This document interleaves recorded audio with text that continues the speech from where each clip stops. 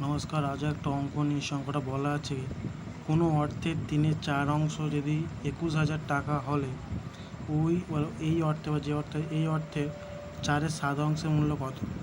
উত্তর হবে 16,000 টাকা।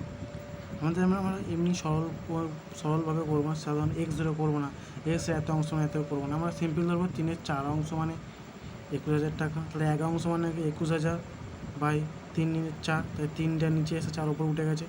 তার 4/7 মানে 21,000 বাই 3 গুণ 4 গুণ 4/7।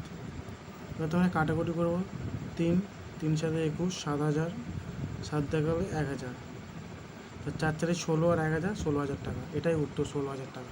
তো তোমরা করতে হবে 3/4 মানে 21,000 টাকা, তাহলে 3 এই 3টা উপরে 3 সমান 21,000, 4 মানে কত? 3 3 3 7,000, 4 7 28,000, 1 অংশ মানে 4 অংশ, 28,000 টাকা, 1 অংশ টাকার দাম 28,000। তাহলে পরেরটা কী বলেছে? 4/7। কী বলেছে? পরের ভগ্নাংশ হচ্ছে 4/7। তাহলে আমরা বলতে 7 মানেই 28,000 টাকা। এই 7 মানে যদি 28,000 টাকা হয়, তাহলে 4 মানে কত? 7 মানে 28,000 টাকা। তাহলে 7 মানে 28 মানে কি?